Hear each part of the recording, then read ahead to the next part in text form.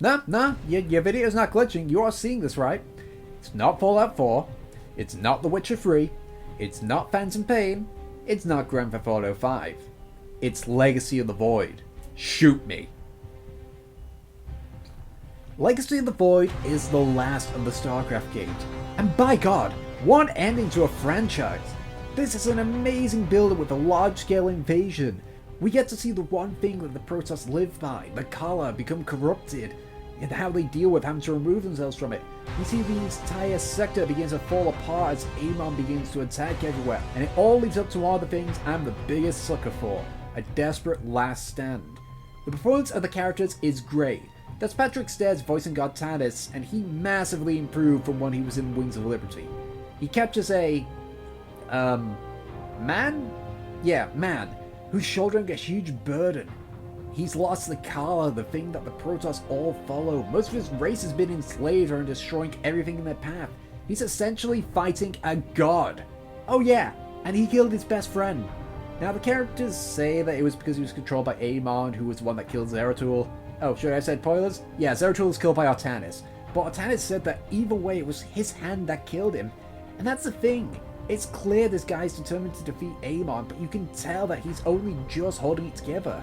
Those pauses when he talks might seem to many like the game is loading the next voice line, but to me it seems like he's reflecting on what's going on, working on holding himself together. All this from a race that, honestly, isn't the most expressionist around. I mean, come on guys, they don't even have mouths. There's also a few surprisingly funny moments from the Protoss, which, again, you won't really expect. My favorite one is this one.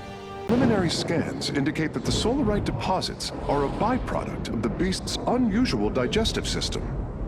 Are you saying that they're... Wait. Never mind. I do not wish to know.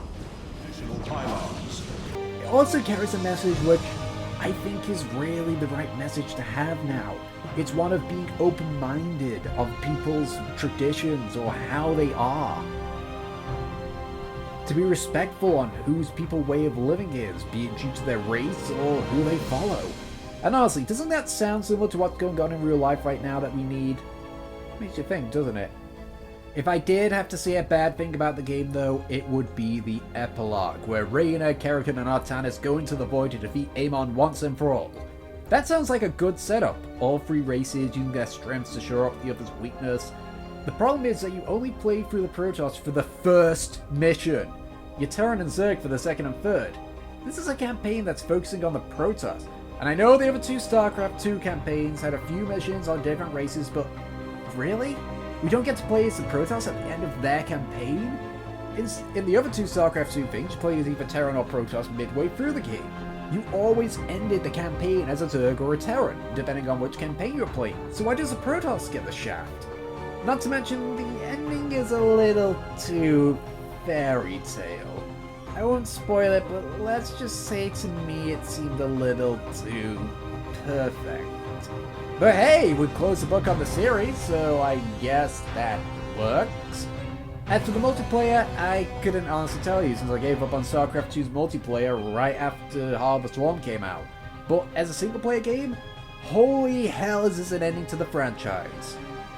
I mean, at this point I'm just sounding like a damn broken record here, you should really play this. And with that, that's my top 10 games I've played in 2015. I hope you enjoyed it, and if you want to go ahead and share your top 10 games, then go ahead and share in the comments below. I'm almost certain that there's going to be a lot of Fallout 4s, GTA 5s, Metal Gear Solid Phantom Pains, and The Witcher's in there, but I digress. Again, thanks for watching, and have a happy new year.